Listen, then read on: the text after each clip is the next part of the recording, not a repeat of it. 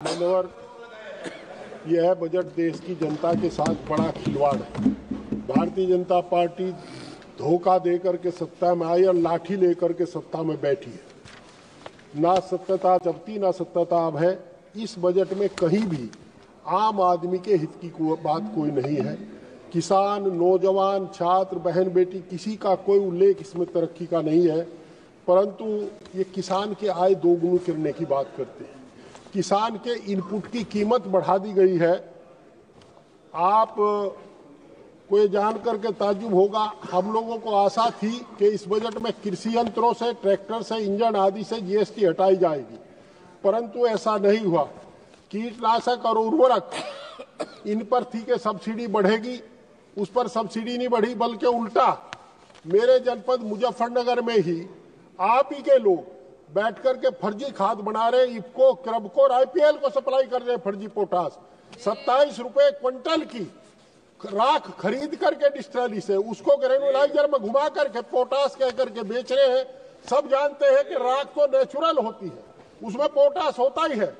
और हम लोग वित्त विभाग में जहां तक हम लोगों को इनकी उम्मीद थी कि किसान की फसल खरीदने का काम ये लोग करेंगे। एमएसपी को लेकर के आज भी किसान आंदोलनरत है। सरदार दल्लेवाल साहब आंदोलन कितने दिनों से अनशन पर बैठे, सरकार को फुर्सत नहीं है, किसान की आमदनी दोगुनी करने की बात कर रहे हैं। आज किसान की फसल अगर गेहूं बिकता है तो 20 से 22 रुपए किलो बिकता है, और जब वही आटा पीस करके आता है तो वह 47 रुपए किलो होता है। उसमें ब्रांडेड होने लगी।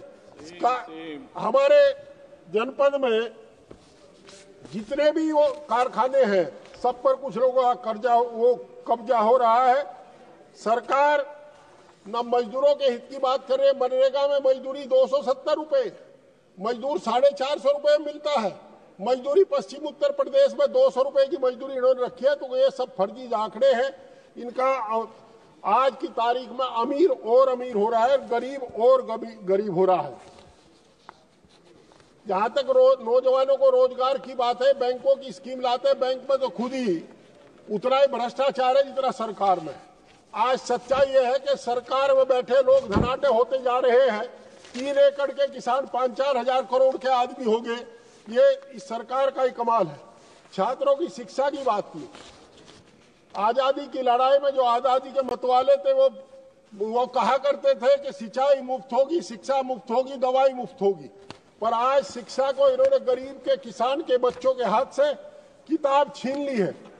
मेडिकल की शिक्षा हो, इंजीनियरिंग की शिक्षा हो, अन्य प्रोफेशनल कोर्स की शिक्षा हो, वो शिक्षा बहुत महंगी हो गई है। अब केवल गरीब का, किसान का बच्चा अदानी अंबानी के मजदूर पे बनेगा, ऐसा सरकार की नीति है। हमें ये उम्मीद थी कि इस बजट में सरकार कर्मचारियों की पुरानी पेंशन बहाल करने का काम करेगी, परंतु ऐसा कुछ नहीं हुआ है। और पश्चिमी उत्तर प्रदेश आज कैंसर, हृदय रोग से बहुत ज्यादा ग्रस्त है, और वो प्रदूषण के कारण है। पर सरकार आंख मूंदे बैठी है। ऐसा कोई गांव नहीं जिसमें 8 से 10 तक कैंसर के मरीज ना हो। हम लोगों की बार बार मांग करने के बाद भी हम मांग करते रहे कि आप कम से कम पश्चिमी उत्तर प्रदेश में मुजफ्फरनगर में कैंसर के अस्पताल खोल दें। आज इन्होंने डिटेक्शन सेंटर की बात की है, डिटेक्शन सेंटर की, पर ये जमीन पर कब तक आएगा जब तक आधी आबादी कैंसर से मर चुकी होगी। आप कैंसर क्यों फैल रहा है, हृदय रोग क्यों फैल रहा है, पक्षघात क्यों है, इसकी जांच कराने की बात नहीं कर रहे। एम्स में जो मरीज आता है हमारे यहाँ का, बड़ा किराया खर्च करके आता है, उसे 1 साल से लेकर के 2 साल तक का समय मिलता है, और जब तक उसकी बीमारी का इलाज होने का समय आता है तब तक उसकी जीवन लीला समाप्त हो जाती है, वो मोक्ष को प्राप्त हो जाता है।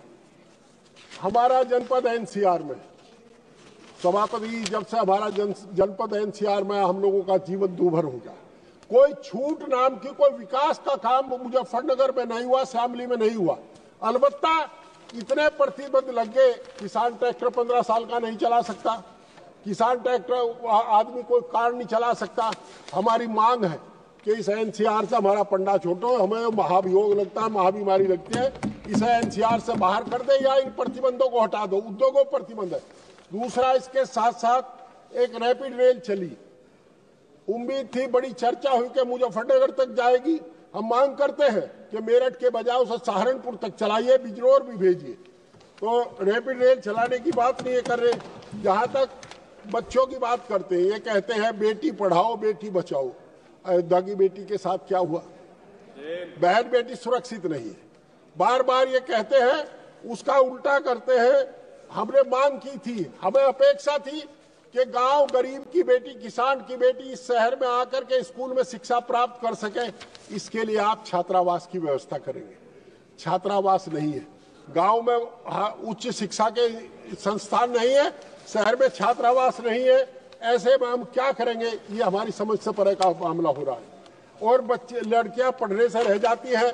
कैंसर का 1000 बेड का अस्पताल लखनऊ में बना खड़ा है, परंतु बदकिस्मती है कि सरकार राजनीति के फेर में आकर के उस अस्पताल में डॉक्टर नियुक्त नहीं कर रही, क्योंकि अस्पताल समाजवादी सरकार ने बनाया था, आदरणीय अखिलेश यादव जी ने बनाया था।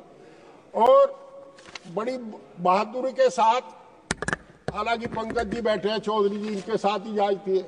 ये इतने सीनियर एमएलए हैं, पर ये डिप्टी वो बने हैं स्टेट, और जिनको बेचारे को, हाँ सीनियर एमपी है, कई टर्म के हैं, बहुत वरिष्ठ है, और इनकी कनिष्ठ जो है इनकी सीनियर है।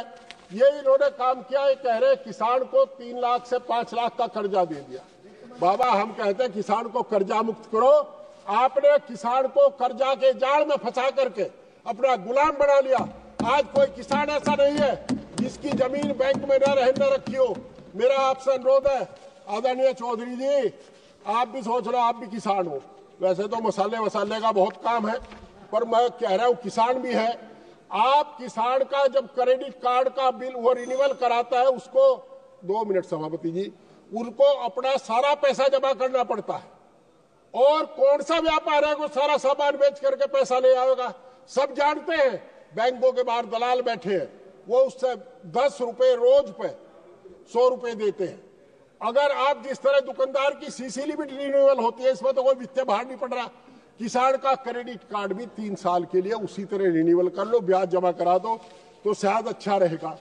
किसान की लूट बचाने के लिए कुछ तो प्रयास आपको करना पड़ेगा। प्रधानमंत्री ग्रामीण सड़क योजना है, 5 साल की गारंटी है। जो 3 साल पहले बनी थी उसमें टूट करके गड्ढे हो गए, कोई उसे देख नहीं पाता। NHI में काम हुआ, परंतु मैं एक अनुरोध करना चाहता हूं। NH 58 जो दिल्ली से देहरादून मार्ग है, उसमें जब चलते हैं, मेरठ पार करते हैं, एक्सीडेंट होने शुरू हो जाते हैं। आपका जड़ोदा के पास, संधावनी के पास, महल्ला के पास, कुकड़ा के पास फ्लाईओवर ब्रिज बनने बिना काम नहीं चलने वाला, परंतु कोई देखने सुनने वाला है नहीं।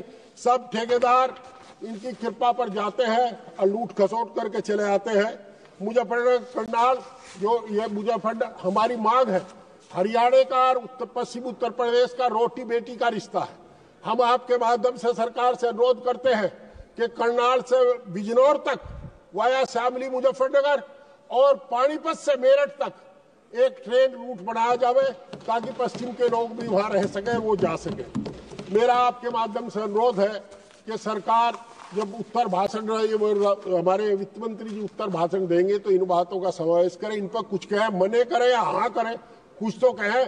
बहरहाल भकाना छोड़े और सरदार दल्लेवाल का पता कर लो।